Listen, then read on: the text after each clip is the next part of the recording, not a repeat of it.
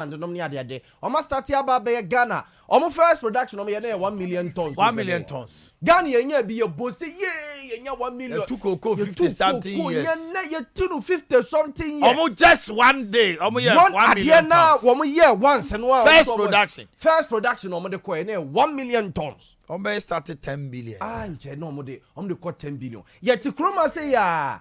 And a Ghana, I bet ye ni more ya petesi and unquine. Abel akunta ni akokuno ani akokuno ebe free mo ba mire ebe fifi ho ya beti ni enu kwa enu ye de Ghana ye ti kromo akunta ana nyakopon edom ya be abe ni ani mo ho aye nkwa be nkwan apetese ensafuo ene ayi abengo nkwango ene ade chi a ene on friend say nkwancho akunta ni ani mo ho no ni e kan ye ti ha debasa ya ne se ye de ya ne se akunta ye ti ha ani ya se Malaysia fo aba so abeno amudua no mo nkire yen na Ghana fo ukọ afesi ha na dua ne sei na fa we guso kire wo oh erade bibini akoda Malaysia ye nyina ya be o eno di bi ye biscuit Ghana na kire Malaysia fo abe ye ne ekọ kire omo abe se na ombesi adua no ye de ne anim ho ya petese ene abenkwan ni sefuo but ya di bigire kete ena ye friends e praye aya e be prapie ye twabi ni aye fine e de ko Malaysia omo di bi aye camera o si kika bi tire wase ko twabi aba Malaysia di bi ye tofe e di bi ye biscuit abekrona e di bi ye biscuit ye say oma yama abeno say omunya diesel o se bibi they have diesel yes omunya diesel abe eye car yes abe yes Malaysia o say oma say na Ghana ye say ni da so nyina ne koko no Malaysia for so ni da so ene abe ye de ye nkwan no abe no a Ghana ye de ye nkwan no omo de eye abe and kuta Malaysia for manim where yet Ghana he ya ana akunta Nigeria for start here dey Nigeria for start so omo person omo produce more in larger quantities because Nigeria for 235 million so omo market for everything bibia 30 million here ho three and omefa agronomists from KNUST befa be from KNUST so omo nko bo omo nkrofo no person omo produce more rade oh my Ghana na ye Ghana enye Ghana ye na ayi papa kofo kofa ayi health insurance buy okosu free UK free ho Ghana implement ya African countries African leaders nyina be sa lie e wo Ghana say health insurance ade inimsa brofo no kwana na betima ye ba Ghana samo ya ye ba besua bi Ghana ye na ekoche alata for no say Kenya for abesua free SHS abesua free SHS from Ghana Minister for Education. Say that time, man could spend almost 2 weeks or more. How to implement free SH. Or my implement your day, Juma. Just say, Ghana, dear. I could start now. What kind of war? Nigeria, dear, no twasso.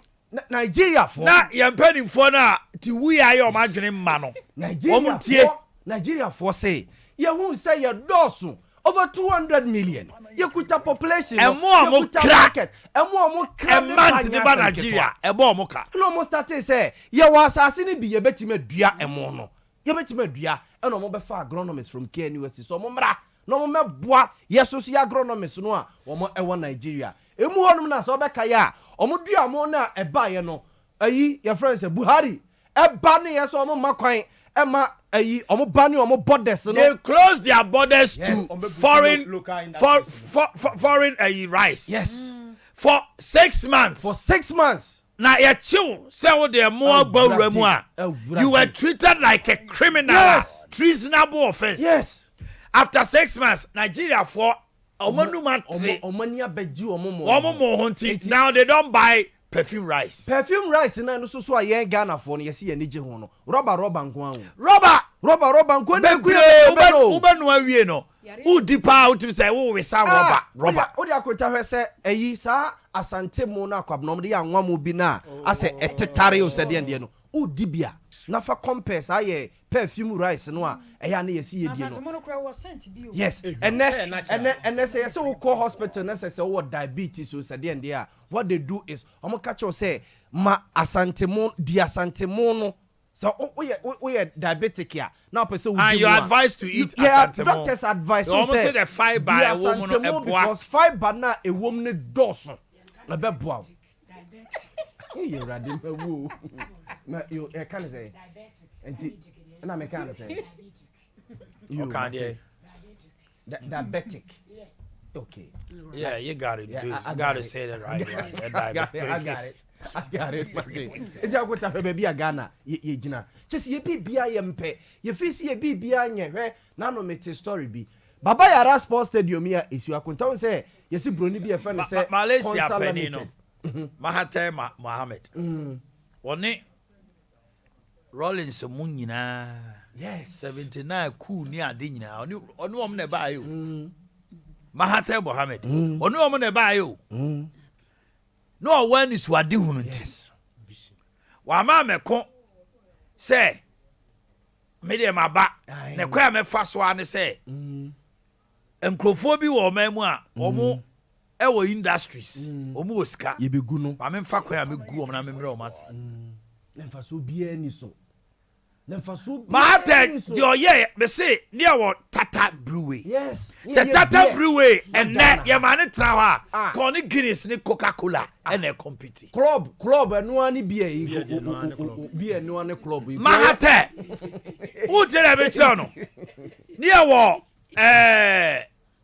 Apia Minka Pino soap the whole West Africa for Nigeria near what Bonsa ties yes near what Bikai and can Bikai on a roach mo yeah industries ba ko bi na no ye glass ni friend say oye glass nan say glass abosu takwa abosu glass factory say abosu glass factory nan say ye woni pa woni ma je me ba yeah industries industrialists are no more Ghana senya adwemfi ene adwembone a obi ti say Apia Minka yeah otimi fa machines ebe gu port ne samra ho niema yetima ne pro adwene ne say ye mane nyeska oba kotai amanyuko bi achi enu ne aya man even modern day MPP or power ne wo MPP fo bi o mo pe kwan a NDC ni bi adwuma o mbegu no NDC or power one people phobia nanka good to me ne mining center get me cost 500 handsome mines yeah that time handsome mines yes see the 500 excavators check it to because just because of your MPP you make so power and can you imagine they say your companies are baby bar otumi fa kwan so e company ni free nipa ne sem de ma ne ba na ne nua yes banks ye gugu banks ye gugu ye ushema heritage bank adan agongo ya ogina god say do agongo yes say dealer e course wo ye cocoa board no mo suspect say deal bi no de akobie bank wey enne Ghana for nyanim say kwabado for why we need appeal? Yes. Unibank. Yes. Yes, for the bank, man. Yes. And on money negotiate this here. On be some money 40% of a consolidated bank. What's one pay? Open the bank. Now, a bus say na say yes to cry, and you're causing financial loss. It's a bad from how you make what to. Yeah, they are just bonning to we Ghana. Nah, that make us and be say. Yankopon ma yembibia na kanipa anka Yankopon de beka. Yes, he did not give us leaders. Emma ye nipa leaders who will think through. Akonta ye celebrating nipa bi wo Africa sisi. Na early 2000s no. Obi ti say papa ya me bondia na me bre Dangote. He akonta between 2000 to 2004 na Dangote no eka na odie wo wo Nigeria no na nya asem keto one man ba ko bi on grow ene dia Adenuga ene ya celebrate sa ankrofo no Africa ha na ena otedelo ena ba ko na UBA ene dia na friend say yes right boy me near UBA ene dia yes usha nya bi anko wale Tedelo ni Adenuga Tommy Olumelo yes these are multi-billionaires now in Africa. And they celebrate you across Africa. Now me check money ya. Is this Zenith Bank? Zenith Bank. No muka. As a 2004. Na me can say kiti be bene eko across Africa. All because of say Nigeria enya leader be in the person of Olusegun Obasanjo. Obedi president no. And no say on mine no. Baby, it is about time. Let's build millionaires. Young Crawford. And was some crony businessmen in Samombra. Onu Motana Sieno. No, say yang or mine.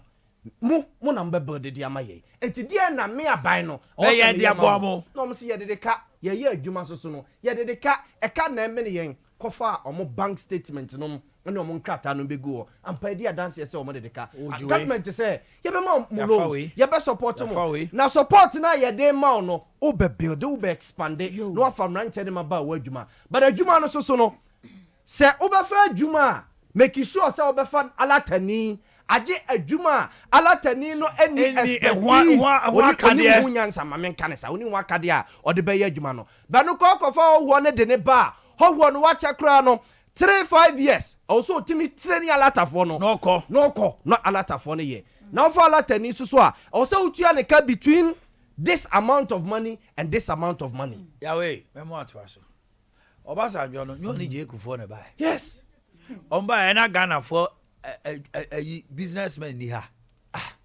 ye na me ke na Ghana businessman ni bisu ni ha sa ne bigu ha ye Kufo build wo mo eno ni na me ka say Ghana ade anyanko but anya hweko aje Kufo ya ade sian e Japan oh yes so on the page as sian Japan zoom lion yes zoom lion on the page as zoom lion yes yes that time engineers and planners Ibrahim yes je Kufo the page yes na susu benya pani bi obeba no ota okrofo enu ti ena na bi mu ntiase a sian Japan fine obewo ni short force Ekufo do buy a man for se won chini ntuma o se obi ofa nipa be 5,000 adwuma no me ko chini ntuma gu adwuma no na ogu adwuma na me employment no menya bia ma set sa nipa 5,000 na me ko gu na adwuma no ama o makwa o mo ko trafia eti akota me se Ghana de nyame ma ye bibia na ka nipa na wo se Nyankopon e de omo ka Ghana ho ya mabo omo e de eni ani bi ye bibia ye leadership Ghana omo bia nya bi ma na brabo si ni ye oil gold diamond bauxite bibia Nyankopon de bi ma na nipa ne Ghana ni eni tia se ni nua epija Ghana for by nature ya ho ya Ghana for by nature see the Nyankopon si boy no ya ho ya abro ni be ye ni takankan be say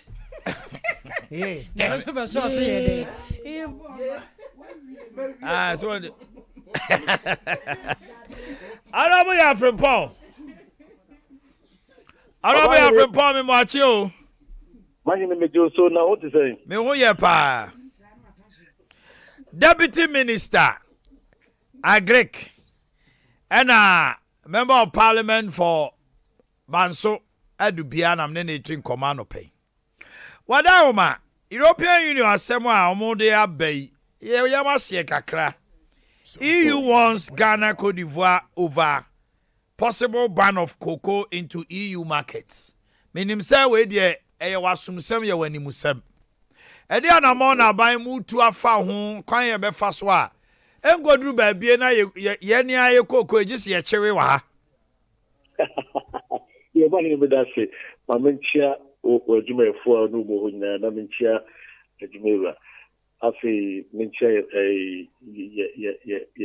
ye hine kase ye champin fo sentiment mu nyina ka menchia ma ku fie champo and then executive so ma so be business menchia mo papa apa amani asemwe esati enye ne o enye ne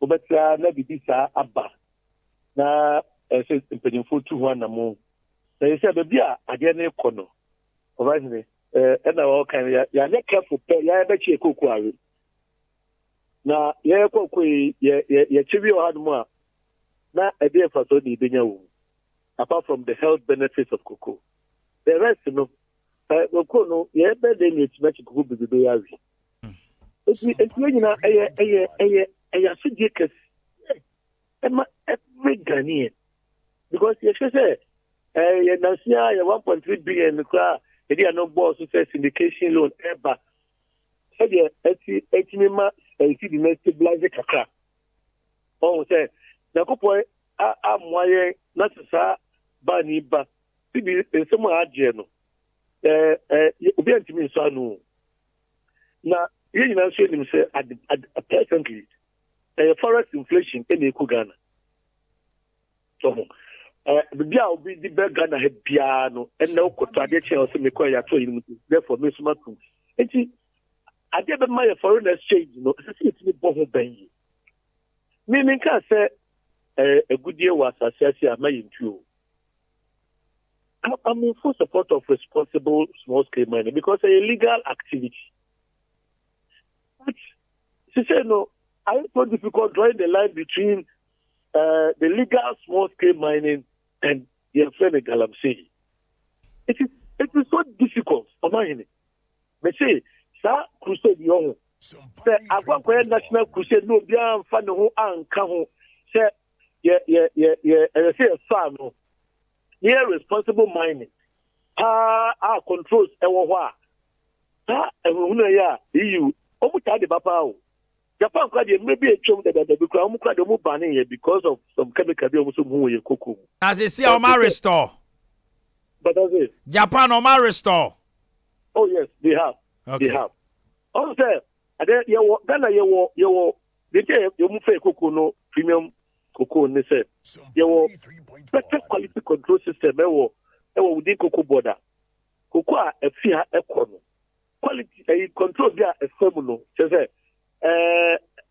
whatever umbe plan bia na yeki bichi sa because you have very good quality control but when no say akwakoye bibia especially between Ghana and Cote d'Ivoire so you produce over 60% of the world cocoa it is omo the buyer so sa I was saying when you say who say the other economic undertones be ewumu say see I know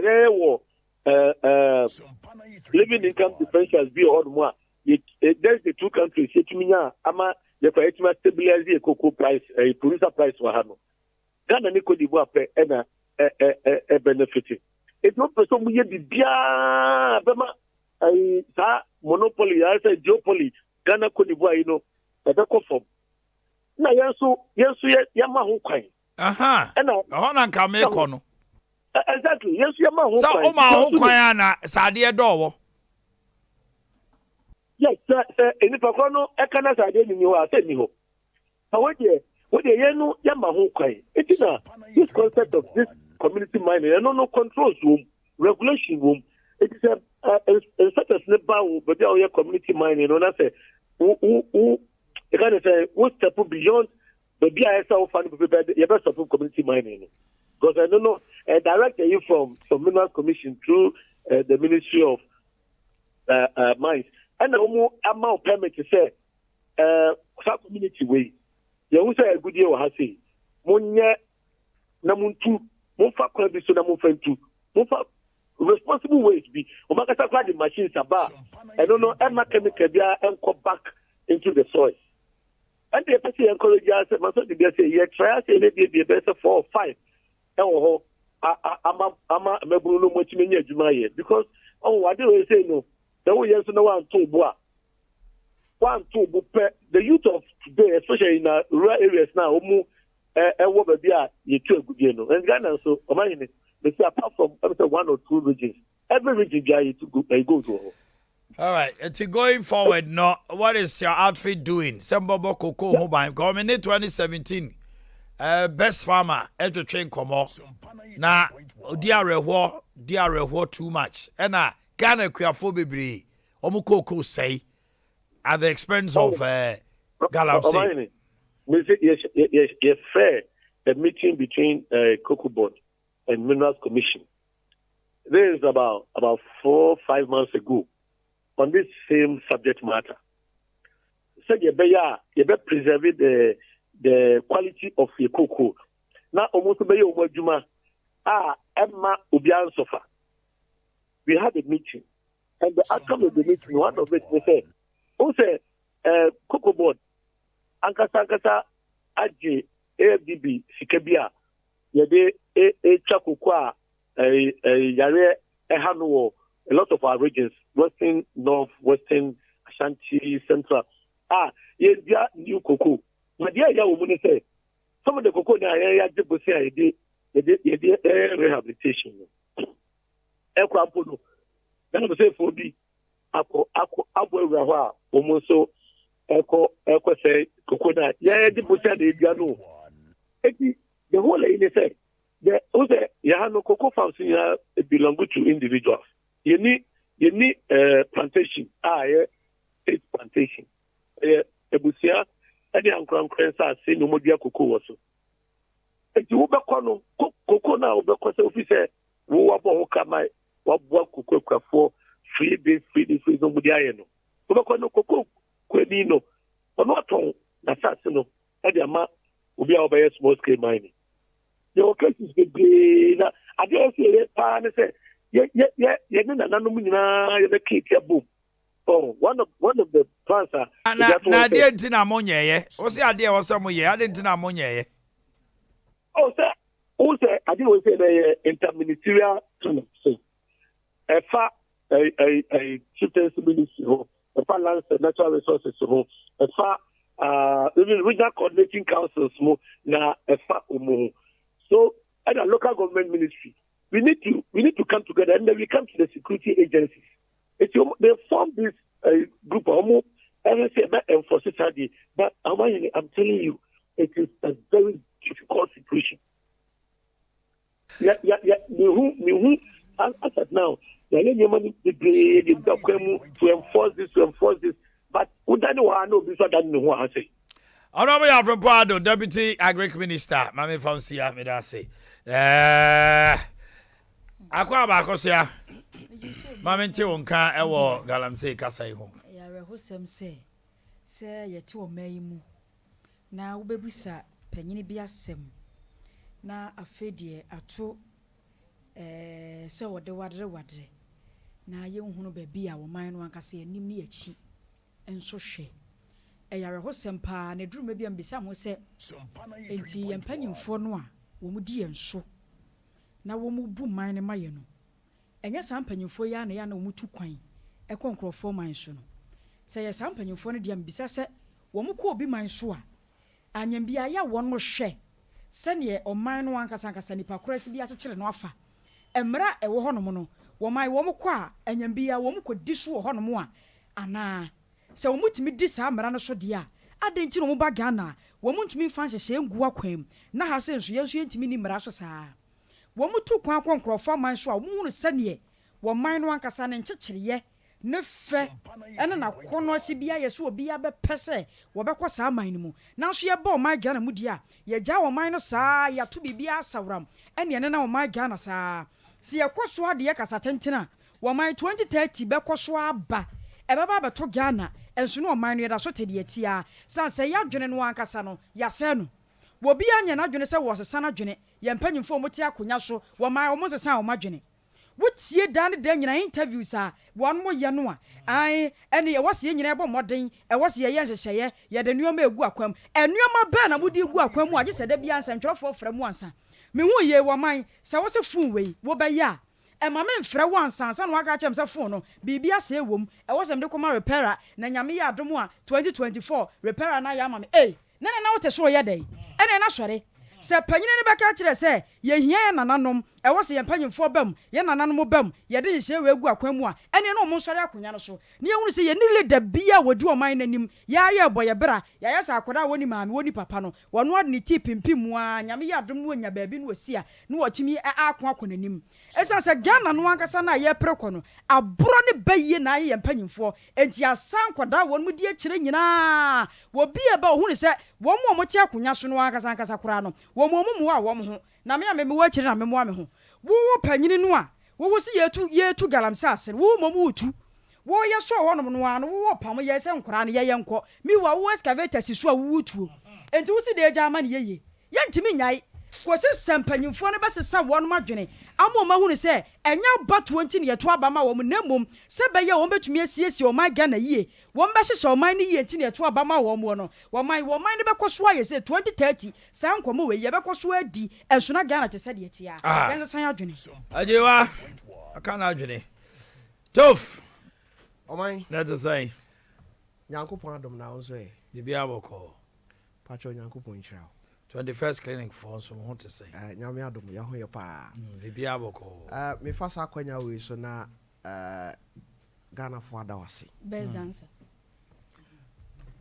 akosi ajewa akodi awunyo emfino Oman me akra me biti wo me nkasa nti Oma ozu gu munchiro me ami chao da asano emfi obi onim za me pie wo Liberty Conference na ase no na omo a omo hu me no ayeso omo se ofi wa ba die oni Omanhene di begire na me ahanso omo se oba conference aso omo se ye hwe so omo sa ne Omanhene asawa ha aso we ni pabone for ba omo so omo sa be street of akwa bi o para Oman anu kwasem ade ana no me nda me hu ye no a kire se Nyankopon hira wo amen na me ta kan se me se nyame hira wo a watamfo na ebre ombe hye da abo ho po bi kura wo ha obenya ho adaje akọ hu ndu so but wo ya wo nsa be si form na me hwe de esi ye no ana che se oman no ni nipa bi kondo se Liberty Conference beta abaso enti ye bom pa ye se nyambe ma ho ahode because e ho ka ne do so aye bad so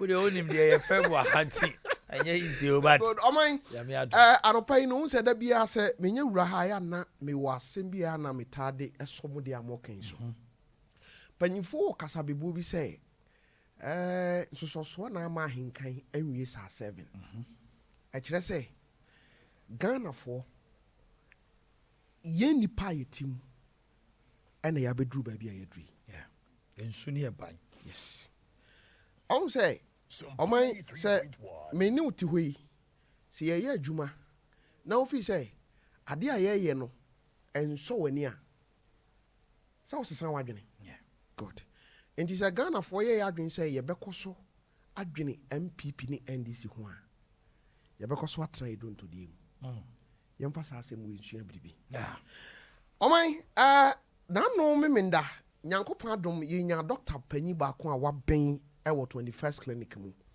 research center na e wo enkran no ono ena na eda no neuropathic pain obeka ho asem wa ha na mpanyimfo se abaso ba ahwe no ena magya epaye eti ene no na mepese me kaya manfo kakra won komo a ye diye enukure ni oman na no na me ka sembi yes me da wase akifa de midi kan de ma wa ese akoma bi no obu bi no to so mo mame oman da bia me ka me se ukotoka mo a some de mum home use na e mo no mo de mo amuta atoka nti be ba na manual edem nya sa na te nti ka no utimi hwe niam ba ko mienu bi e wo so na de wompa ye se eba nerves ho a eba nerves a de mpesa me kan se Nyankopon adom se ye ka se aha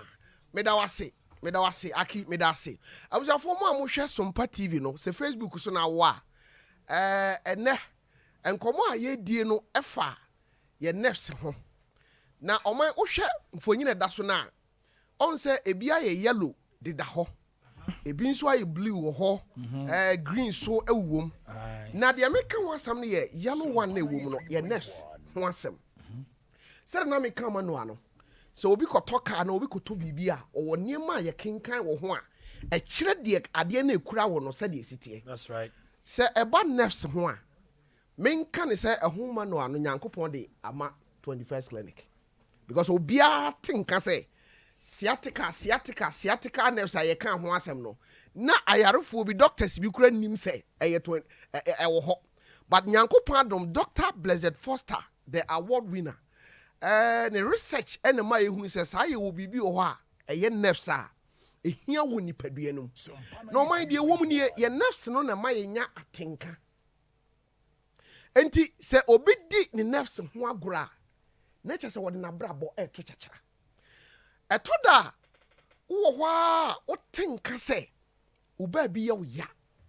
Nerves no etoda obi adwen ne se eye efiri osisi achi nko akọ na mrum ho no a ye sciatica no ho asama ye ka no ofise no nko a oman se akidi beto so a unsam sei no efiri wabeti sei eba ha se da akidi ato so no on se nerves no yellow no edida dem na de wom ni se sa nerves no emoja mfam ntini no mom na moja afam but agina hoden efiri entini no a edida nerves ne so a moja afamu no na oman nerves na chi wade pa wo wiase eye sugar sichiri na wanhwa obeka se emoja no efa ntini nim emfa nerves nim ntino eye den ena enya haw bra asichiri on se obi wo asichiri yade a emoja no a efa ni nipadua nim no anase efa ni ntini nim no sugar wo nti ebasa ema nerves na ewo no enya problem etimi nya hoden enya adwuma yie se de wo se eye okay eti anopai no afutu ayede ma se wo ho a etoda obi wo ho a oda sori kura ona ne nsa so but o mai ontimi nheda mpegya ne nsa no 83 yes it was kwa na numb yes ase won sa ne ni ho I say eni ho eno no on say ayana ebo kwan ma stroke but ye ni nko ho it o mai say obi wo diabetes ebeji asema me kan atomu a owo ho a botimi nya sharp pain bi ewo ho a wo se ne nipadua nim no wo beka say obi di pin bi ye de ben ewo na ebasa na kire say ebo wo nka ya kan kire wo say o nerves no ho aba asem na sa o nerves so ho ba asem a etimi kwa ba bi a yeta kan asem ye se kakaja o sede ben yo tifana asroben bedase lawyer na edwaw ni nyina no ye san a kire wo say o nerves no ho aka e wo se wo tumri kantam na wo di wani che 21st clinic aso ye o man o se wo hwemfo nyina da so ya kire wo niema bi a ma wo hu se wo nerves na ho ayede ben etoda wo trase kura na wo sore ya na ya asem etoda se de obi a wo gina hoi otinka pa wo na yi ni se ne nerves no se nerves no nko a na ye yi ato a che se otinka se bibi wo wonu mu oba a wo gina ho no so se wo hwa ne how pa ye se sebe omubu nwuye ba nante ho ayede ben aye ne den yes anansi acheme se wo hwa se hunu sa niema wo nyina bo modern se wo di wani ba che 21st clinic aso ye na o mai obi bisa se edie na de ba 3.1 alcohol se emfa ho ni nsa na wakoto ni percentage wo alcohol o mai higher dwene obros se onipa begi atomu a ese se onipa ye na dwene se ade bi alcohol wo bebre no e wo se nipa twene ho free ho anyesa o nerves na ho beka na o mai ho ka watenka ho aka eno na eduru ba bi a obi shampaboa na mpaboa na yi ato but onim shampaboa na ide ben afri ni namu eti se wotie mi anopa ya 21st clinic a da bia meka se e bad nerves ho a ho ma no an Nyankopon de ama wo no eye se bomodin se wodi wani ba 21st clinic so ye won krabata be se edu enwotwe e wo man mu na se meka oman no emudu nwotwe a ya biabie no won krabata bia number me de beto dwan no se ofra doctors ni benya bre e de ama wo on be kiro ba bia wo betimi akwa e beboa wo number no 0540 311 311 0540 311 311 beba cho number yi ofre sisi a call center for no be fa wo emfa wo ni ba bi a opesa wo ko oman ye wotema enkran ye wo hoduru ho a ye wodome ye wo takrade ye wo kasoa gos ye wo ho kumase wanchi sunwan brekum tachiman enkranza kofodua dome magdi kaka e wo anes ye wo debi so ye wo dwabo so uduru obo asisi a ye wo court junction na uduru takwa e ho na ye ka akire sisi a e ho nso ye ni roman stores na edi nhwa ni mu okay na eniji sam ne say awoso de dog wajia tra research center na abeda so no na eniji sam ne say 21st clinic ukọ a se ubusuani bi kura wa amanone ana obi kura wo na ebia opese wo hunu se na me maame call 21st no ya check ye ni sugar ni level no wo sen ni pressure no e wo sen enu be kwa na ye de maame ni nyina no ya provide sade no ho okay the system ne de o man metimi aka say clinic bi ani ho e wo Ghana o wo sa system I networked across Ghana yes eti abusuafo me de manu si no de me kan say se wa hyase enya pensa furniture 21st clinic kona kokoji ayaresa na eni gisem ne say entena se doctor say painkillers no yes because o man eno no nso ena no pa mi ben na wo ka ye kidney liver ho asem painkillers Ibrahim so woni pa beti ase se wo pain bi na obdi ho bekwa akoche 21st clinic ama ye de wo famfidie mo hunu nia hawa ebeboa wo ebia nyame yadoma next week ye betimi aka asem bi a o man wuti we ebia wuti na ye wo ya ndu kope aduru a eyeti yade aduru nanso na ebia ba bia pain free a beduru wuti no unim ba bi kro ndu betima no maduro nti 21st for say ansa na wanto ni padiase a wonti ayare sase that's right ena ansa na obanu maduro no hwehwe ba bia yade no free ansa na wanom ho aduro anye sada bia obepra wo to man mi di si na moto aso na masre twedi ampon say obi biara na no pay ode na ni che 21st clinic aso ye bia no bomode ene kuma say Dr. Manfo e wa ha ene gisam ne say se stroke ne how diabetes ne how adwene pressure na tete wo enamu asem oyo ba niema bebre how adwene for ni che 21st clinic awo wono kwa de dog de wo say aya na efiri mfie no mu kono eno na ya na opay na watumi amoaduru a wo wani beba ahoso no na awurade ahye no ho animonyam nti doctor se mencha na hwefo okay na said government ehia maame bia wodi gu na daka mu no saa na omo mba na yare sabia no omo tie ema no beautiful omo me da CP maame so menyina Ghana fo nyina na wase ene se on se odi nipa ya adwuma George nipa obo chidom Liberty Conference adwuma no it was born out of food for thought and go with my say me personal adwuma kwa na me but Tofia kwa my Liberty Conference but this one the kind of support and almost every blessed day no afraid bra na ekosei bibia de na kwam de na opese menyamwa sa throughout kopim said dana ye program na nso so me wo ha wa pi ho na me anim ni honestly Liberty Conference me unfortunately this time around me say I was targeting the time na I mean what came up my messages about me say na maybe ya between your case Liberty Conference ya we ehwe SD for the omudi na ne pompon so ya kodi no baby agam honestly anybody who wants to be blessed you person wadwene no biem to certain level now you free minded person now ultimately ye bibi wa brabom beyond the wa winim de obetimi aye no you can't afford to miss such programs. When I mean not over share anymore. I will say it because genuinely and frankly, I never saw a personality like say a general manager. Now me a program no better see.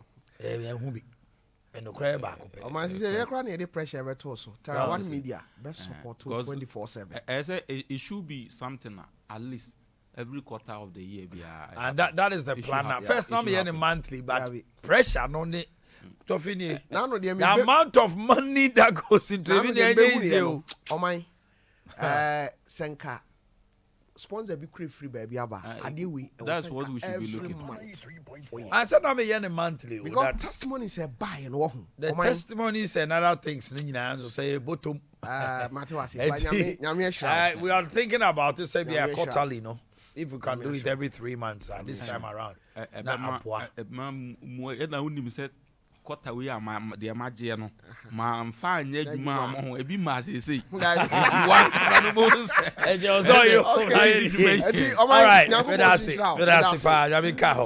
George, Aqua, Pejoso. Mama ain't here on Omanhene Dada, Nasema, okay. I'll say officer Nanado resign. Nanado except by Bianca resign because Galamsey you are failing. Now, if there's any other jurisdiction, I resign. But Mama ain't Omanhene Dada Sema on a more TV3 at your train como. Na Yanko. Okay. Jurisdiction, he would have resigned by now. Back his word, he put his presidency on the line. Because now his own people have been found to be the ones engaged. All their party executives have, concessions and are doing illegal mining in forest reserves. It's a pity. But it's close to home, and that's why he can't deal with it. If you go to the districts, they talk about community mining. Community mining is the MPP party executives and the DCAs who are doing the community mining. And so they are the ones doing what they're doing. And so how can you expect him to fight, Galamsey when his own people are involved in it? Yeah, the president lacks the political will to do this. He does. It makes very nice, verbiage when you talk about it and you express a will to do something well. Action speaks louder than words. Our river bodies are still the coffee color that they were. Maybe they were Milo before. They are looking like coffee now, getting darker. And they all know who are doing it. The champagne machines are there. It's not something that you can put in a handbag and walk and go and do it here. They put it there. And so how come you can't find the champagne machines, that are washing all that mud into the river bodies? So I think he's failed when it comes to illegal gold mining. Indeed. Okay. You have heard the former president. He says in any other jurisdiction, I was saying about this time, Omanhene, because he put his presidency on the line. And so he has failed. On one in for the kum. And no more yet. To go community mining near there. DCs and any party executives. On one day digala until I'm a ban to minka. To acquire lip service. And not that how. Then we'll look at EU also warning Ghana said the Ghana here a cocoa. Because of illegal mining activities, Omobetima ban a cocoa. Japan did it, they have restored us, but this is what they are saying now, say. Then the second issue is Nanado says, say, Obibia or the court be diagro Ghana, or the democracy, be diagro. Now also per court no Ghana for sorry such a person. It is here so Obia to cry because it is inimical to our democracy. Maminti pay. Starting with the Galamsey and the former president in Sama Oka. Very well, Omanhene medase na Edin Kano menchia wa hwefo no atiefo. Mama Infanti join us on Facebook, Sompa 93.1, YouTube Sompa TV. Twaso. Menchia wa tiefo nyina nkankan ne Adesha Omoko Abre East. Menchia na na say CIA boafo. Nana MP Sempre pe kasa muhene. Ene nana no ma wako Abre nyina trankonyo. Menchia wo munyina na macha wo mo wie no na Ministra Yura mopenso na baby obia na me enka no ho Omanhene nkomo ayedie da bia se ya na Ghana nkomo ne Ghana asem no ya akoye na akoye se so a na ma ebro na nkasa a esi yetu intimate na dwa na twetwe no intimate na ama symptoms na wo ho no and I can't want name the cause and the effect in Angasano. Now, it is very, very unfortunate how His Excellency the former president presented his message. How unfortunate are you? It is because you see, say politics, say embrabia asem ewo ho se e kase wo man na asem no wode ebe ya manwosem no na ama asem na ni adane na asem no so ani dane a ama asem no ye nka asem ni biom na politics na because obi ani wa obepese obemu agina natiko no ahoro nanim se de tie bia no oba na beka se President Kufuor afeli na baabi ankwa resign obi nso be refer say ona na wodi kan ana wo ye omampani ana wo ho ansa na Galamsey nsam eje nsam na wo sa abre no nso ye den ena na wo ho na sa abre no resign ana nti afi obo nse akoye eso resign ni so resign then the conversation is left from the Galamsey and the devastation that is going, you know, na about na amanfo gusu a omutu because abrebia aban be na dwen say obey intensify Galamsey fight no. Then the opposition also takes advantage of same and also come up with strategy on who betimi awene the perpetrators of Galamsey to their side. And remember, we are doing politics. Amamwo amanyosem no enye enyamsom. Enti se me hu se 2 minutes ekuta me no. O je free me nsem because say wona me nya adwen wo policy bi a me ye ho. Na emom you are taking advantage of the policy no. Se me nso me nipa can relax the system. So also obemo mo to the me muntu. And we've seen this over and over and over. Adea hu ye nua kwakubo ahen say o gather Galamsey for in the site that time mana president declare war against Galamsey. Say ye beba president ye beba abamu 2027 January 2021 ye ba on the 6th monsha say na muntu because ye dey ready mamotu. And how would this irresponsibility help in fighting this Galamsey? See presidency or the presidency at all lie. And that statement probably has been misconstrued by His Excellency the former president. Enya dia ote asem na se. The ote ase a enka won ka say he must resign. At the time no obi anim say Galamsey nsem no odo nsa ka pe because enipa e wo Galamsey numu any the influence they wield and the money they have no. Omo kuta no said the one hwe yi a omo be ko atia waban no we be lose elections. And or can't say I will put my presidency on the line. No? And they say when him say it will affect so many people. And this if we be to say kwakubu ahenom the beg campaign etiame. His Excellency former president and some year okay when him so on beg ye bi on beg the etiano. When him say one na okure sika de ye Galamsey adwuma no be e de be ko etiano. When him say mabuna omunya bibi kakra free mu enso be ko etiano. Na mbom still a obekọ sa akon no. Even if he loses the next election, because okay, it was within his first step. Yeah. And Okan said, I will put my presidency on the line. And putting your presidency on the line means that you know very well the consequences thereof. Yeah, it can even cost you the presidency. It can cost you the presidency because your next election, you have opportunity to go for another term. But you cannot go. What do you mean now opportunity in court or second term? Haven't you lost the presidency? So what is he talking about resignation? And Ghana for who at the point Emma almost renew the mandate. So it is not for you. Could be a failure and I can say his presidency is on the line. And I'm happy Honorable Zuba is here. At the time I know almost den no no gidi or boss any other no. At that time there were a lot more excavators being pushed over there. Political well no never at the time. And then what has changed? Enti yenyi sa we entimi anye we entimi ye sa blame game ni mfiri ho. Na yen forthright yen hwe kwan a ye fa so a sa Galamsey nsam ye tu ase ye robu in every other person in this country na nanom be ye omo chefa media be ye omo chefa omanfo timamufo be ye omo chefa na aban aye ne chefa na security agencies aye omo chefa ye kan nyina abomu a na mo yetimi etu saa eboro na se ama saa Galamsey na he say Go Galamsey nipa omo ye Galamsey no. How is it possible say person stop Galamsey won't even stop? Because machine now they no. President Timin sorry free presidency say okwa stop machine eko forest. We have security agencies everywhere.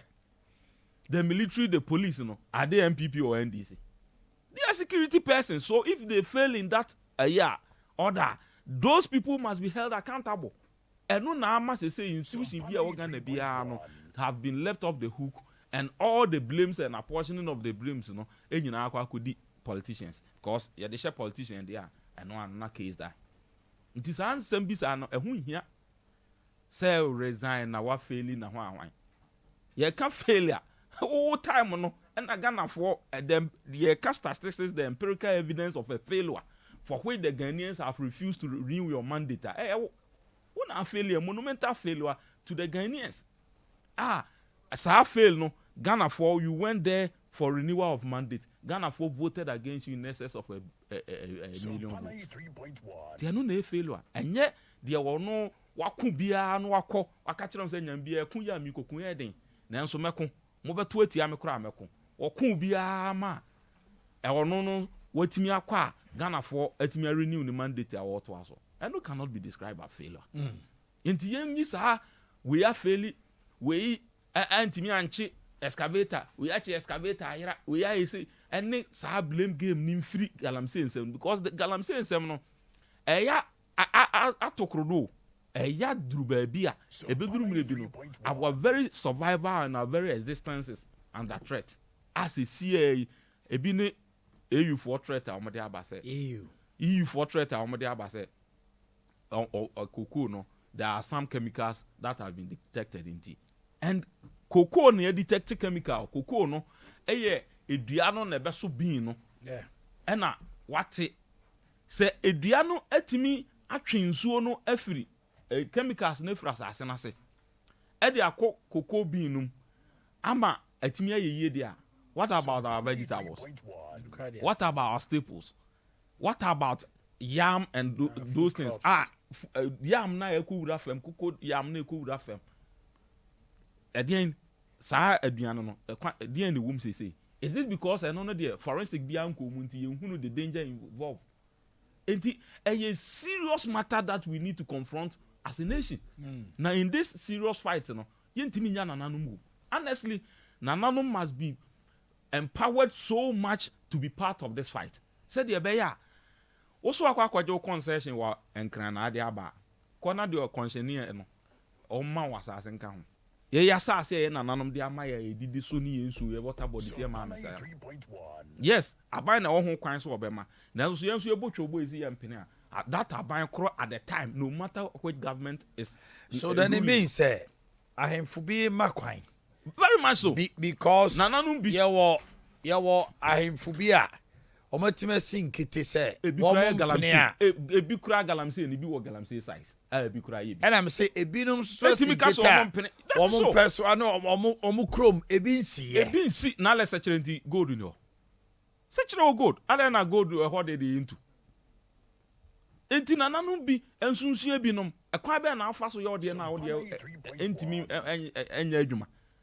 Because eduru bra ese Ghana ni bia hu say our very survivor is under siege. Na se koba ne sa ko duru sa abre na ye de na ye betena kuruma no na ekwa be na fa so atena kuruma. To extend that I had an interview. Esa one na interview nipa na or something. I had an interview so I'm call for more. They went there with sachet water to mix their chemicals and some no me spray omo fu. Ka untimi mfa ensuo ne nkoye. Enti se nsuo a eda afuom ho na se ekuani ni hu no worthy of using for chemicals. Na se or the sachet water na be kwa na sachet water na kura how many can no betimi atọ dia akobo 1 acre of ayi. That is the point we are making. Enti the edro se see Ghana had the see edro no. It's not about who did what, when and how.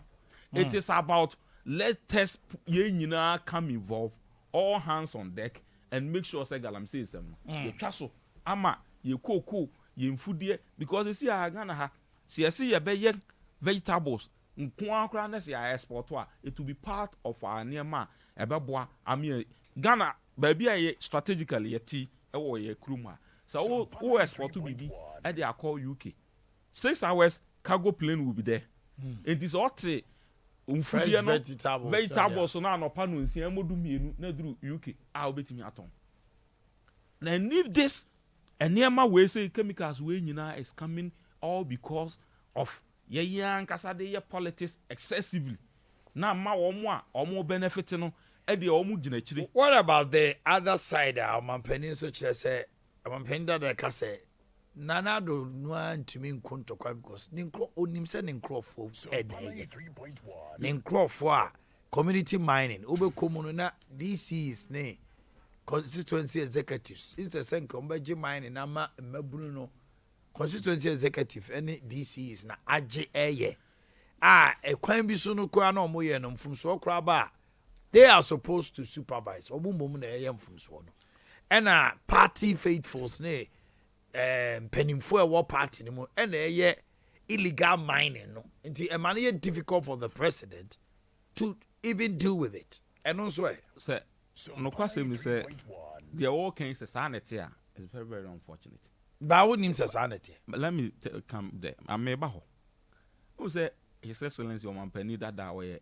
ye can stakeholders in this country won't mean pushing away that's right o kasa ekwa achiri ni munsu odu enka walking enka obo modern na obo even DC ba ko mpodi a we are sure so about DC now how do you assemble our work no so the old modern so kra na say they have protocols. He's a diplomat and in a diplomatic way and we have protocols our they communicate amongst themselves from the presidency to his office and all that and probably then he should have told us that Mekrano from me background check that I've done. I've issued this to a BMM actually we report to the Aquacoma security agency we presidency and I say but they didn't deal with it.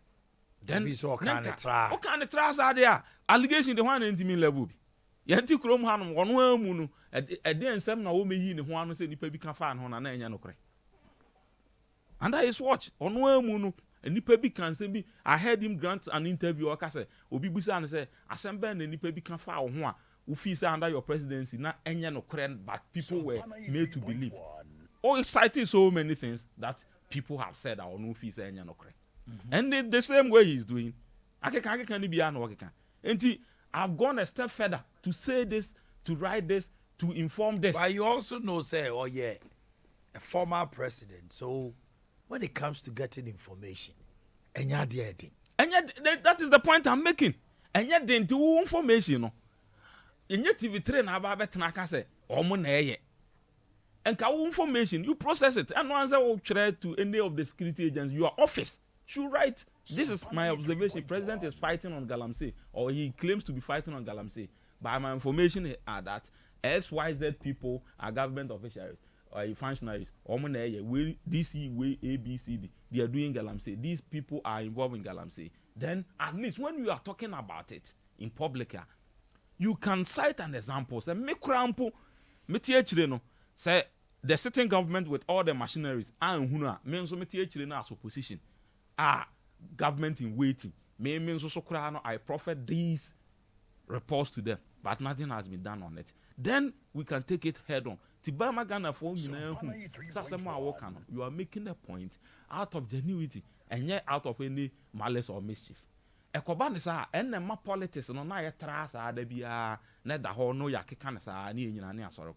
yes, it cannot be absolutely untrue.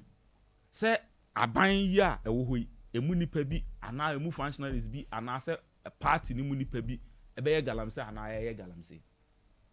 So obi tena ha say aban mu nipa bi anya Galamsey ana party mu nipa bi anya Galamsey. That would also not be true. Sompa 93.1 yatiti bi yeninim bi. Ti na yate no. Tete na yatete no. O kan say unim government functionaries ni bi MCs ni bi aye no. Ye be kan sa do you think there should be a naming and shaming? Beyond naming and shaming, what the qua? You're making an effort to investigate. Investigate, bring the perpetrators to book, make sure say, Omono, enipa, Omo Hubeka, a German in that manner, Biano, those people who are dealt with. And even if Sabina and delay with them, Ghanaians will deal with them. Because some people have positions, they will go again for renewal of those positions. Okay. And all that. Mami, welcome me. Over Ajman. Very important to say. Yeah, no way. Yeah, the body I see. Okay. The birthday, no. I'm for the Incomo Hapa. I'm talking in the Duvia OD between all right. My too. Yeah, did the MPP for fee. Yeah, did you one did the MPP? I don't call it in the fear. Yeah, but on Umbia. No more sanction. Ah, they are sanction. Now you achieve my normal sanction. Chief Biny. Why more? Now, come take and come sanction O'Brien. Why? They papa be child. Hey, constituency charm. Probably is constituency for. Oh, they debut the banning your team. You will never papa constituency child. So you on in the warrior. Oh, I didn't buy your. You feel hot into one about me. I will end this. And I'm a papa child conversion. By force duress conversion. Conversion and the duress. Mommy too. Central Regional former MPP women organizer Ma Georgina Neba CCA Ujina constituency deputy women organizer MPP of former regional women organizer Ujina NDC. Okay. They know my ACC. Na Gabi Ajete ni like Ajete nye nom ne NDC. MPP ni. No papa nye MPP national chairman. O papa MPP national chairman. Aso yani Gabi. Obey speaker. Aso yani Gabi. Na muni mwe nyina na mo ba ho be didi ana mo say sanction. Enti yeah Congress. Anope you made a bibe koso e won kawe kuma ene jankoba. NDC parliamentary candidate I didn't coach a man for Watchma Gobeja South, say Omonto Aba Emman Omu Ephraim, and so still also in your constituency and the pay through the initiative when Yajumeku and Mwabe and Sue at a man carry command Jankoba for internal pay Biano. Okay, Jose, more to a board brown reno, and I'm the one you're the amount to Abamano or Yajuma at the mama. Yow. And I pay my power zoo, not just mammy. Okay, zoo, man, just for exact. Very good. Okay. I are there. Wouldn't baby. Me team you and my people for ya, Omacasem na, no Mudakusia, no more jump here, no one could you try, no one was in my penny dada, while moody. Why create so unimbi? Now, nobody, eh? What the only minister about penny can or can it try? Now, I also better now because unimbia. Fed in the break. What's it unimbi? Man penjer what it is a DC phone. You quite what can you do as a unimbi? That boy. Me meet me up DC phone or more asante memoir. Ah, meet me up 20. I'll me a Galamsey. Now, you didn't tell me more. Me near quarter ni me NDC new. As I'm not making a crack. Or because I'm in coffee dance yambra. Me a site or much of own soldier go. Me access to the site in chat. But what the metina say? You be go jina court no Ghana highway. We NDC ni no asem court to fa politics one kwanko. And MPP ni so de kwa ono so ne kwanko. Enti me menka.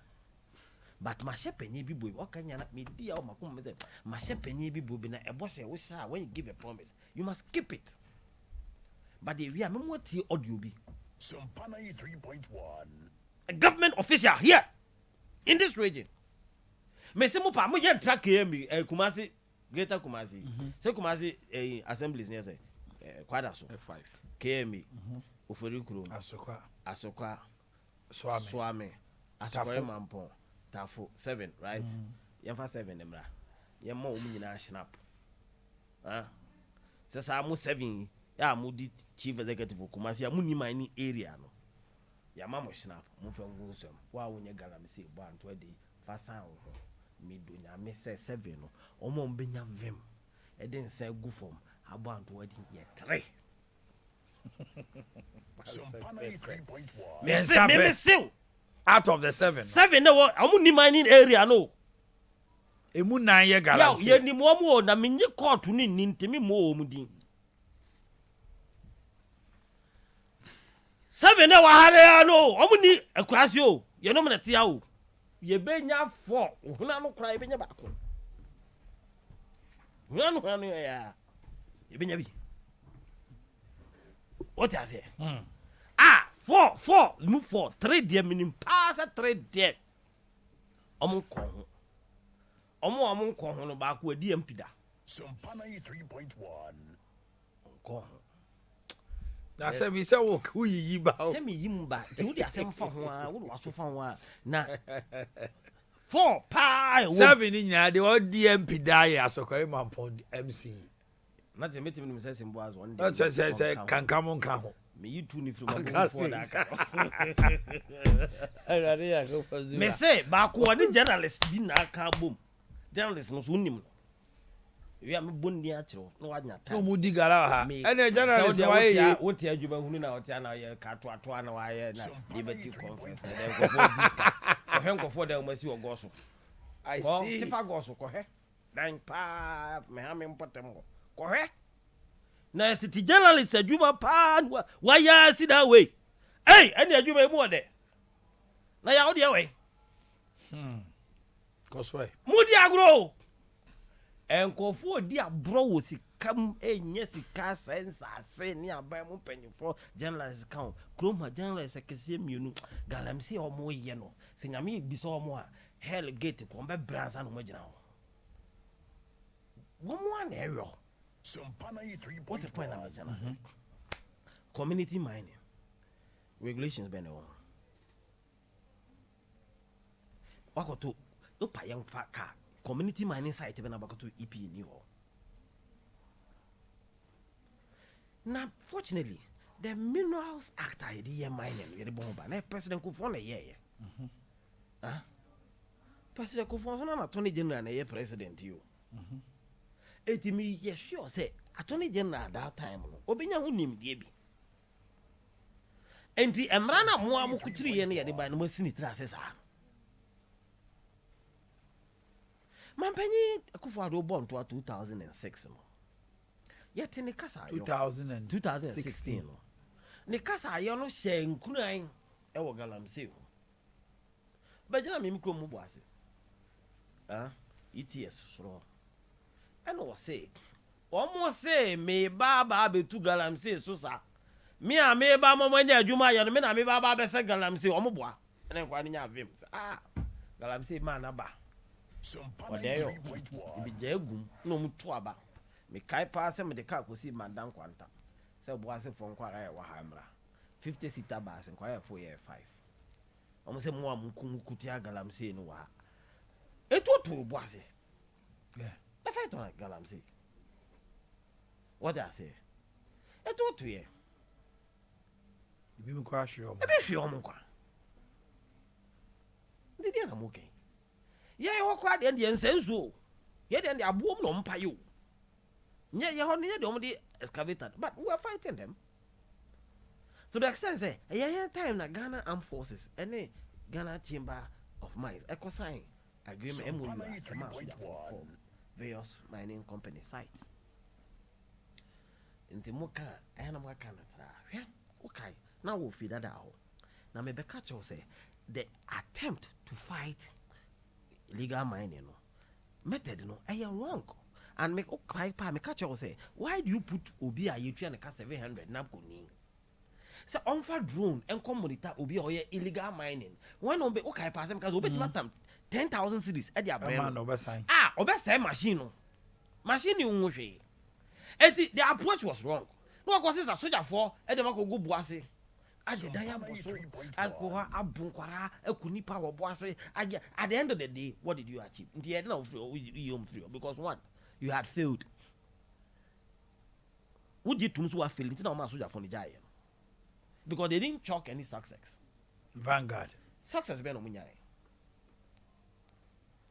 said Vanguard in your success we won't be talking about in so I say now no last time I ba na me can say na me started doubting abosom na o say wo nsuo mu because me twam wo mankan so na me hu nsuo mankan the question I was asking myself say musuo bi tikuro yi so na say the enim ya mamre no yɛse yɛkɔyi musuo wɔ nsuom ne yɛkɔ dware ne yɛyi hɔ ne firi hɔ a enti saa nsuo wei yɛfrɛ bosom no a ɔbɛa bɛfa mu ayɛ ne ho fii saa aba mepie na ɔpanyi bi ka kyerɛ me sɛ wonim adeɛ a ɔmoyɛ ɔpanyi bi fɛ me sɛ na wo so saa wote wonim hwee na me sɛ ɔpanyi na adɛ ne wɔ se ɔmo kɔ nsuo no ho akɔyɛ galamsey a ɔmo di kan de nsuo no n'akyi wadeɛ sɛ nsuo no kyiri preko a bosom no ɔwɔ nsuo mu kyiri preko a ne yɛde preko akɔka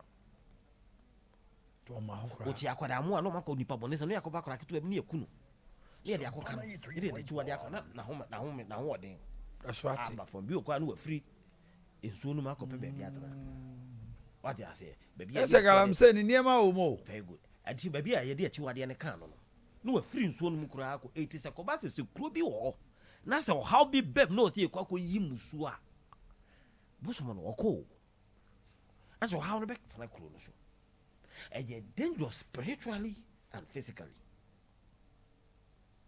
But you see, about 80% of people are only illegal mining. Why?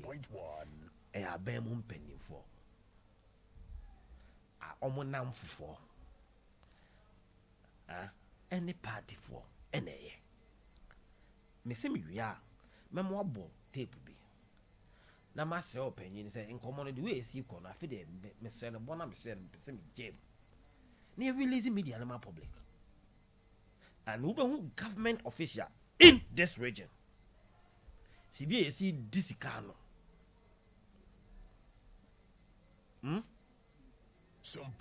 I nearly exposed the person who brought the tape. Well, the person is close to the person. I nearly said it. What the point I'm trying to say? It is all back say when President Mahama put his presidency on the line against the payment of allowances for nursing training, he stuck by it. Put his presidency on the line and lost the election. That is a bold gentleman, keeping to his word. I said no, you're not a free so. Me patch say, or say, minye. Say, Pomba to tiame, amutun tiame. I put my presidency on the line, taking risks. One year, ya tu tiano. But or say, made me presidency bedroom. Aba betu aba do a jam. No be here to be. That's getting closer to the elections. And no relax. And no relax here. And no be here to be. And now, omu ya no. You have 500 excavators. What has happened? Have you had prosecutions? People were heard on tape say Obi Kwaji's Kakoma General Secretary any what has happened? Party needs. Yes, starting investigations. Never akwa claim one agency be claim. You we there. Now we have a clear way. Is the president committed to the fight against me say? Okay. Me what's not kind of people no me tie na me tie me machine. Say EU for my warning. Yes. And the deputy minister has come to confirm it. Am I warning? I said the mercury and the cyanide content. Many time. So every time be anyone can say move for solution. Me what timer. So be mommy 5 minutes I come you have 5 minutes now. Make enema. NDC do go your manifesto for 2020 elections. Over NDC manifesto now, page 59. Heading here mining. Or say the next NDC government will partner with mining equipment owners to support small-scale miners due to the equipment challenges of the small-scale mining sector. Take stock of existing large-scale mining concessions to make abandoned lands available for small and medium-scale mining operations. Promote legal and properly regulated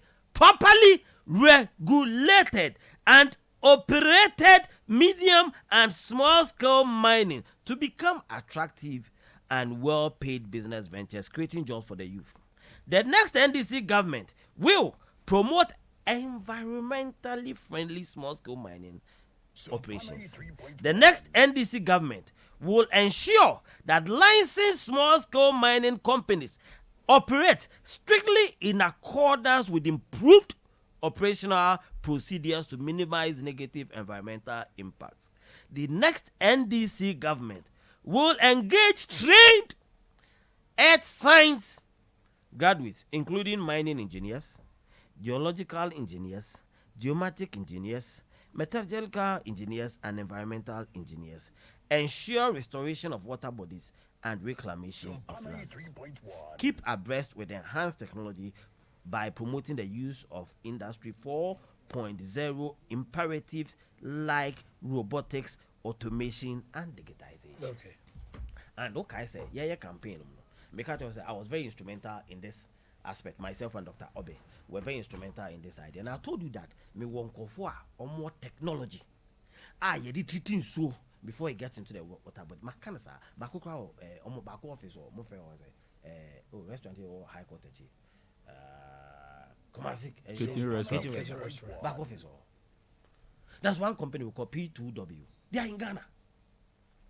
There are 4 companies at minimum of Ghana, which if Ghana for my young, to me now, would have used to employ a lot of people on my metallurgical science, mining engineers. Our plan was to make sure, say, in every district we'll have a functional EPA, but be a mining will be we'll have a functional EPA office. Start with Sankofoya manifesto Abubo Omudi. And then those companies no more Ghana Hana. Omutimi Buame so anything. And government will look for resources and give to them and expand their capacity. And then we will regulate Omajuma Mayeno. How immediately you must be claimed. And then because your officers, our area, how monitor sa Ejumano on daily basis. Within 2 months, the reclamation must take place. Reclamation will take 7 years. As I restored. 14 years. We are taught out all these things. It is in our manifesto. If you don't know how to do it, just come to us. We'll show you what to do. Every time they keep asking for alternatives.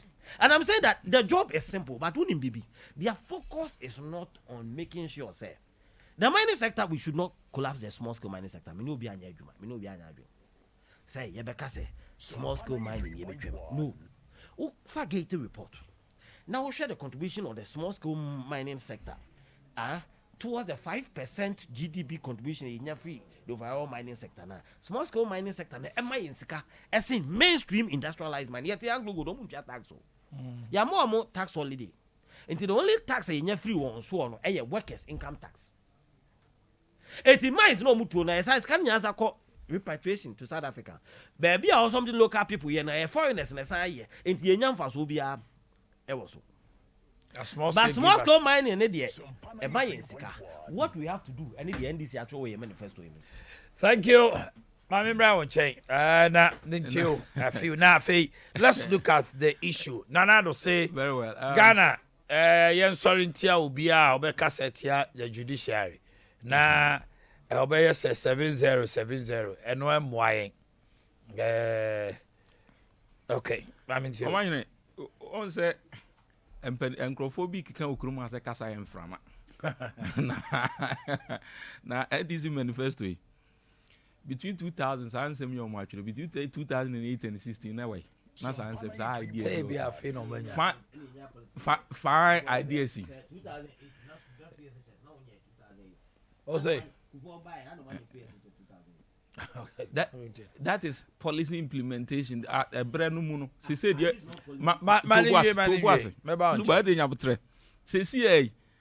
and someone working in and someone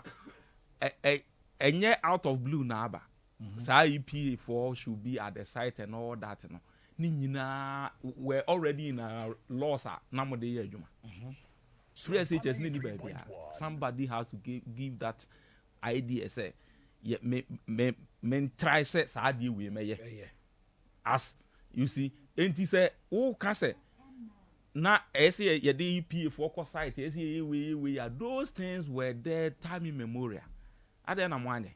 Ain't he one way ya the better political game say ya na omwa edisa bonesem no omu guswa no mu dinaga na gusu so far because at the end of the day say all these policies enya fe na ebe bawo and na sa adwini we nyina nya fe na ebe ba na ye ka the commitment to implement same to the latter to make sure say sa abon vesem ne nkoso no e ho na edure enye de me ba me yese ne de me you have been there before you couldn't do it now ye hwe ye forget about those sweet words those na ye hwe kwaya ye fa so a ye Ghana for na nkasa ye ka bom ne etu ade we so sam na firi ho other than that ye bet can say at the aye political game say ya one we ya de we no enkonko we okay or started ya okay and that has been the chorus of NDC orders wa or started ya okay say ya in your court ni court wa ama wo wire beneficiary in 2013 to 2016 and then they own your money. It is this same court that confirmed the validity of the elections of His Excellency President Mahama in 2013 August. The name is the same, the personalities are not the same. You see, when you begin to do this, and near my way, and my essay, my ebutu, because at the end of the day, the constitution with which they are working, you see, judiciary, the judicial power shall be vested in our courts, not in personalities, not in persons, in the court. And who is the court? Enti ye ka or my sem any the last institution Ghana if it is affected ye nyina will be in jeopardy judiciary. To the monfanye the amode ye na menye court ni because me ku emeka se emfa dance emra na yanka se court won ye ka bete ho de na ye no adanse ye na ye de court no judge na asem na akoka no ho na esi ye no ni ho nti ka wasem wie na de adanse ye ka ho a adanse no no wo hwa adanse no and wahu so wasem ne no kra na enya no kre because penisi asem bi hu ni dance a ayeso utwa ka hu bi na de aye dance that means dance is a critical component in asem kan. Okay, enti wontimi nka se o court enti na mo so am ho Supreme Court na ebusa mo se aban na ayeto ye na asisi mo ema ye bobo ma mo no enye sa ama no na ebusa se enti madodo sen na ususu se nka wunya ana wa wo hyehyɛ ye no na ye wo de a o mo ate so o mo ama afa o se no so de minim na de asem we court you expect a judge, a learned judge of Supreme Court stature so ma de o titi kontomire de ya bomu anya kontomire abomu na anya na akwa court na unkuta adanse no na nka akwa court se court nya de no magic in court and my judge no more nobody can conjure to know the truth in any matter. You come there and prove your case. And it's our judiciary now more they are of late I more bastardizing all the time. No? It will get to a point nobody will survive in this country. It will be a jungle community where the fittest will always survive. Because the only place, the neutral habitat from which you will go and have justice, any justice system. And then ya omo say we omo justice system omo ntia se omo nyomu ni ade e chena ma kronfo nko wia no nyame mfa sa ma ade be chene abu boutique nani police for na be che omo ye che omo court koro na e na be ko enti se okọ na court no say politicians mo so mu bedi matem enti mo de mo asem aba fa kwa ye de kwan e kuma na ye betina mu sen enti na ma so dangerous and reckless a personality like His Excellency the former president can say asem we bia can leave it to the more grassroots no from say the comrades no sa word for no yen ko mo keka but you give it a voice impetus say wo no be add your voice to this joke undermining the sovereignty and the survival, the existence of this country called Ghana. What do I know better? And yes, I judiciary you are none in the year. What has changed? Judiciary we ya na no mu yadwuma. Judiciary we ya na MPP for Adea Akye 2012 Adea election petition at the court. So judiciary we ya na confer the powers of presidency on you as having been elected validly by the people of Ghana. Sir presidency ya bastardizing, sir judiciary, the chief justice at the time on the swaff and was swear in. Am I be a president? And ne ye be ya noa. Now court na. Nowadays, sabe kontomire case kwa. Ni kontomire abo mu ma wa ba na abo afu. Na nka wonye 70 na abeje sen. Who the case ya court and the government of your case. Who case in ankasa no the foundation of it na say ye wiawo. Ya to mi botom ye yi misika and wa kwagina court. Akoye papa yi a wate we wa wiame watom botom yi misika. Na court abuza say sika na na she botom na yesen. We say say no yi we say and you expect the court to believe your story. How is it possible? ya wia me ya to aba Ghana fo ato aba ma me but NPP fo wia me ti ma ba court. And 3 questions you couldn't answer. 3 questions the star witness of NDC was to the fact that what's ye wia aba na ye to ye ni nyina wo ka bomu a according to your own calculation na senke sen dodo sen ni nya Ghana for dodo sen na to aba because also we polling agents across the polling station bia omo ama collation enti sen na wo keka wo de ni bomu no ono ne de na wo se ne de ne x to wo keka wo de bomu no so nya sen wo se no de minim na sen na de wo no wo keka bomu no emu dodo sen na ye senka se wo candidate ni nya na wo di president a omo awie bia eso atenti a wantimi ani president no wo se no so unim na emu dodo sen na ye senka wo opponent no so nya na nka ono so ni de no ama wawie bia ka ho a ono so de abedi president a eno so unim nti say court no pa na nka onfa kwan be so pa na nka nkire so wasem na ede ana sampa ya wia obo nkuro wi enipa a woni ni bo nkuro no wase wo nkuro na wabɔ na esombo court nyina so na wo nkuro no court no emua ebem ana wo mu afɔ e wasem a waka no ho me wasem na me o ka no me nka bi minim ho hwe me ni ho bi ka and eye embran so a ye de ye adwuma wo ye Ghana ye legal fraternity no the constitution and our evidence act and every court act ni nyina ma ho kwan se ye court a me wo right say wasem ho abeka ni nyina me nya me nka bi na court umua asem na se de wo waka no ne se de court te ase enti wo kan wasem no ne sensu oni mu a metime decide say me asem no me nka ho bi because man kan ho bi a court umua e wa dance a wo de aba no enti sa dance a na de aba no se sa abre no se asedu nketi atimi kan a figure na esen nkonu nya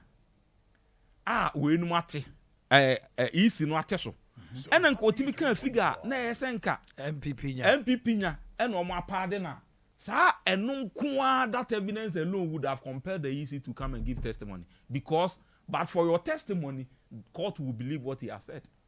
Court say na say 1 million and 1 million e to aba na ese nya o na ese minya 600 o ma me 400 ti say also unya no a the court will have no option but than to be based on the 600 and 400. But you couldn't give any evidence to that effect. Me imagine one can. And that was maybe at the missing point in their case. Any court, no court on earth will give you judgment without evidence, without credible facts and evidence of your case. Okay. And it's hard to mind the pension of bastardizing our court, no. Say we will all be under threat of survival of the fittest. Thank you, Zuba. Yaw, Mami Tio. You kasa baby I want correct na me do ho yaw. Ade. Me say e back court na a political interest woman. Me kasa me say if politics. Okay, imagine uncle. If a politics. Not the court when it has to do with when it has to do with political decisions. I don't part. You don't. Okay. And I remember build it. And sometimes me share the immaturity with which people we analyze it. President Mahama and some yeah. And me mama say into omo boy me ebu mai. The first person are already issues about this scaring monster. Judiciary, you know, they are mying on political issues. Is the National Security Minister appointed by President Kufuor? Was he joking? Appointed by President Kufuor. No, he joke. He sits on the nation's intelligence. Kandapap. He sits on the nation's intelligence. On the Obama Tibekache and say, Sibia, Abaine Obinya, Semna, Abai were interested. A cost 7 days, dangerous. No person about mine. It was reckless. No person about mine. That was condemned. Please. Please. The National Security Minister sits on intelligence. He knows much more than anybody in this government when it comes to things that can plunge this country into chaos. So who can say we're reckless there? Then your government is reckless to appoint a reckless minister to manage us recklessly. Then the president is reckless. Some president appointed a reckless minister for security. And that's the two. That's my opinion. Is that what you are saying? The man sits on intelligence. pania kwa to from Ghana ha onim and who say Adea na aircon say kosa gidi amanfo wo ewom and remember so many cases remember one I won't even mention the Supreme Court but you see Supreme Court has I don't know say do we go to challenge our results yan elections we went to court to challenge the election results electoral commission so the primary source of the figure that question on the mind court no technology technicalities are moving say on the ma buying a dibim no use here electoral commission my 3 results on the 2020 presidential elections almost is no mako 3 yes which is which what's the results ma yeah the results no be kanta mudian emudian 3 emudian the be kanta so we wanted to engage the electoral commission on the 3 results on the barbon thing. And now we ba additional massa. Also, my when we said that the judiciary is undermined and the chief justice and any we are not even looking at the Supreme Court because and the president is so you pay so come by you got Petra, you besides the NDC for Moline and MP for Moline. Yen I want to about baby ya you who baby a day a boy airway. You are quite busy MP for some document 3 cities are in ruin. If that's NDC for document MP for document, Yamana Musu. Mupa Mahamacho. What is NDC in the patcho? Yam people are on patcho. I feel my hammer, and people are never true. The 20 cities almost sunlight say they are born to Aba. No more true things are Piers Camayas. What the point I'm saying? Only a new one, one for my macho, Yantia. 1 30 man. Your dispute on parliamentary elections. Oh, your call, you know, and will be called court. Court the applications. Yeah, my MP no and holding on. Now you are Yahudi DBC. Almost say. You mean deny a man for no representation. Because omu ni passing baby and yema MP no enyina ho. Ye di asem ni wi a na yehu de be. Ghana mra say nobody is guilty of any charge and to so proving. Nti ye di asem ni wi a de de akodo e de abon uni for. Fast forward to Asen North. Asen Central. No, Asen Central ekele bi. Asen North. Asen North. Asen North. Canada Central. Damai and Asen South. Fosu Asen Central. Jukwa Enwa Hono. Go ahead. Asen North. Yeah, call Hono there. Among for no Hono. Omunya Ghana Funti. As at now, they don't have an MP. The same Chief Justice. As at now, oh dear, you see, and no representation, no representation. A homony MP, your parliament, case the same case there. No, one case has to do with nationality. The other case has to you are do going with to the substance of the case. Elections. They have entered the car say, and Brand say, and there's more. So, say, who call the substance of the case? And man say, nobody's going to the substance. 7 home for.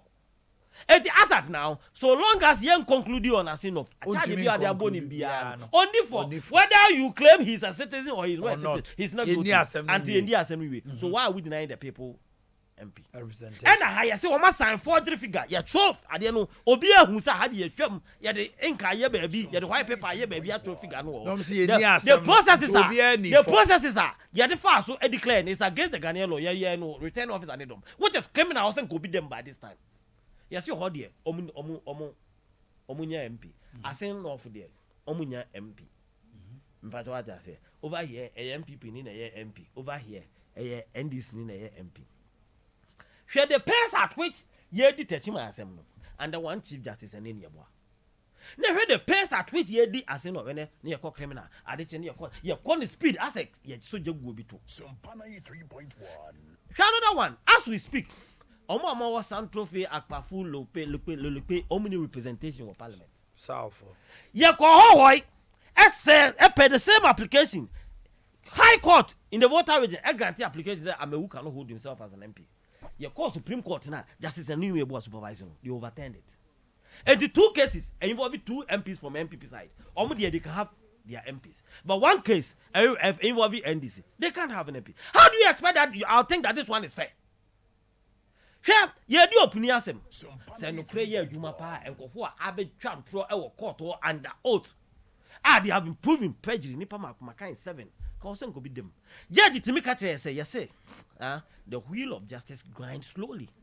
Judge Timika say Chief Justice me new assembly pentem.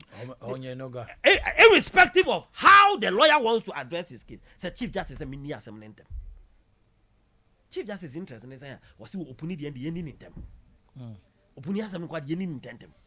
So when you do that, you erode the confidence that one political sect, a war Chief Justice and say a cover say a buying kwan, a buy interest case man. Now say if I buy one, you don't get fair justice. And two, you come to a document here, it is a free down a Japan document, where they say that almost taking charge of the judiciary.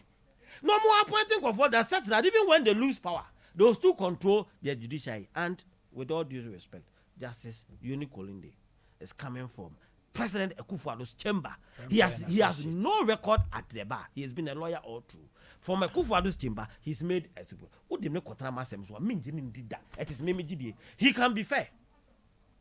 He can be fair. But the fact that on your career judge, or a lawyer or Akufo-Addo chamber or only, but it allows him after 15 years of service. But you from the place he's coming from. Me come GD asem. Na GD no so be regulate me GD amame. Me say baby o free ban. Baby o free ban. He can be fair and objective in his rulings when it has to do with political decisions. But because of baby o free ban inti say anti judge for bebre be work court ye po bi afa na kwa je say Akufo bi fi Akufo-Addo chambers ngwa. Akufo-Addo nkora no do so do. E wo ho. E was na say Chief Justice on papa ya no Akufo-Addo former MP 13. Akufo time we look at the Eastern Region Minister. Ya bema. No no chambers Akufo-Addo. What I say? Masa minyi wuni o. Jidie de otimi force me o. Okay. Minyi wuni. Anything the ya da nyame ase say. Chief Justice and then yeboa kwata by May 2023 obekwa ahomjim. And na President Mahama pese ye discussion no entem. So that sao jidie na ye NDC for ye ni what Chief Justice and yeboa leadership no. The new person all bano and you make it a conscious effort to say he will rebuild the confidence that we have lost in the judiciary when it comes to political cases. We are now no the only be play. Just a minute. Ababem pa the womb. Say as Asante Regional a small scale mining chairman. Say Ekuruma be an Ivinia only officer. So I can say will be the presidential sticker. Idea about Aisha one car. And no damage shaba ko kwaso. China ni black latest FN say language ni be black one. A big ball. And I was asking myself, why are we doing this? Mr. Shabranti be okay, me could pick up. I say pencil color. Oh, the clearly so a party office, not presidential sticker. So when people bring it out like this, what you have to do is that put your national security on the ground. Are these people with so many stickers on their cars entitled to it? Or to Kumasia on your presidential staffer? Now the animal woman, near question running back, near Giro, near now concrete, giddy. Who go through a woman that was a concern that taking say, Menka mining. I said, is that how to run democracy? Is that how to run democracy? One family clinic, maybe finally will change. One family clinic, your pain experts, Mr. Timmy. Unko pain mudentra. Utibetime dwawsa na yo se utine etu obu akotoje won fe so wo waist pains, thigh pains, neck, back pains, leg pains, abdominal pains of all kinds, any other form of pain in your body, your one-stop shop is One Family Clinic. So wo or how be chronic diseases bia. Na here exclusive herbal treatment. Your physiotherapist a massage o kama. You do afa physio mu. Laboratory services ahodo. Guidance and counseling so yasa dia kan ho tufo. Na dia ba ko aye mani ka One Family Clinic is home care. Also bu on ma pani bi zuba. Papa no ho dodo no wo pani wa ewo society. Na ye tam no sheke mu koba ne adeda bi ofre a ye beba fie so wo stroke so anya pains bi ma ntimi nante o ye beba fie frey 0546 68 68 17 0546 68 68 17 Kumasi Patasi Estate Junction Brother Man Sport ye ne ben Chifo Praso Asinfosu Aguna Soedo ena Mankesim Pen bia yet in a 10 Afa tie me X5 ye kodi. Aduane papa bi banku and tilapia. Banku and okro soup and stew. Me kra me ko ha che. Be 2 weeks ni na. Me djuma die na be ye ntim na nko. Ade na ebotum ye nhia. Ya wi fufu ni wi awo se Me ni fufu. Dia akwese de na yodi no. Emonum ne ade. Ene nkwan. No so ye. Aya wi amo se no se Libya boga. On emon obon se todo. Na ya moto de. Share. VIP treatment. Abi no bia uko how to usika. Banku and okro soup. Fufu and tilapia, goat meat, mushroom, enwa, mre, akrantie, enam bia upe bia. You will watch ampesi, mutio. Sunday, TZ, papa bina wudi. Na se oya wedding, now per se reception amount. A year now be fee now per se nipa 5,000 crown now you expect to mo. You be aduane na amount. Fraying 0549 1696 97 0549 1696 97. Over huyen ewo eye Sika FM. You need to share more crew from. Afei TMA Grace Gift Herbal Clinic and Laboratory Services. Yay, stroke ana ubetumi abai better the time abemo asori anante. Diabetes, hypertension, typhoid fever, malaria, ulcer, peptic ulcer, prostate cancer, any enlargement, penis enlargement, bema na emre or form ebe pagem oba wawo ebia wasia bi anase wanya infection bi ejijo ebe ma vagina steaming. Afei untumi ngo ahinasa anase opeso wo ba ko mienu brane mo away. Womre wompem so ebeboa. Fred Dr. Grace Bodu now 0543 320 030 0543 320 030 and 0244 126 123. Yes, mami mo bia 1 minute with time and also. Okay, I'm say correction kitu bi na meye e won submission. You see, sa asen no for ne sa de o the ratios are not the same. E no na ya no omo peke ensem na we onim se we yanku e na we yanku na omo alampo abo. O asen no the case no akọ court ama court no abu ase na election no ne validity of the election by virtue of high court no lawyer speaking what do you call it nationality it's in question. And for that matter, court. Cape Coast Court. What are you talking about? Cape Coast Court. Ebu ase. Nasem wadi for Cape Coast. Yes. High Court. Yes. Into Oman all elections, no. In the elections, no. It means there's no representation, and there cannot be representation. And we appeal, and the appeal, and they our court of appeal, and go Supreme Court. Court of appeal, so he failed to file his the submissions. That's right. What officially, the court struck it out. It technically, baby, I could do, whap him. How different is it not from? Will be a fair na. Yeah, court. And I know Ogusu court. And will be the Supreme Court. Now Supreme Court in Jan Teddy. And now touch him on the because High Court to the end will stand. Because I want to need the assembly. Touch him on the according to touch him on the touch him on the end. So a fair na High Court to the assembly High Court. The High Court in the area. Time on a case in the High Court will keep pushing. Okay. As soon as you arrest the judgment is not functional. Who arrested the judgment, please? No, you can't miss on one subject. One valid the appropriate documents they trash out, but the appeal has not been trashed out by any court. Check it out. So what? Hey, that's not true. This is a lawyer speaking. That is not true. And that is why I'm challenging it is not true. Please. If indeed, the court is conclusive within 21 days, a by-election must be held. But because it's not conclusive, that is why a by-election is being. What are you saying? The substantive case is still pending. So the judgment has been arrested. That's the Who point. told you it is automatic? Who told you it's automatic? Okay, you don't know. So don't say that. It is not automatic. Mr. Mananu see that the time and that's he's speaking ignorantly as a lawyer. I'm telling you. It's not true. But you see, stay of execution is not automatic. That is what you should understand. Manu see. Me see that judgment has been arrested. That is why within 21 days, your election. At the Ghana, your banana republic. And then, quarter, idea some of you. 21 laws say, you need MP within 21 days, or say, any at all. Parliament is in session. What are you saying? Get your facts right. But you see, I'm a mono mubuno, trokan. But unim. The 2020 election shows that they are coming on the decline.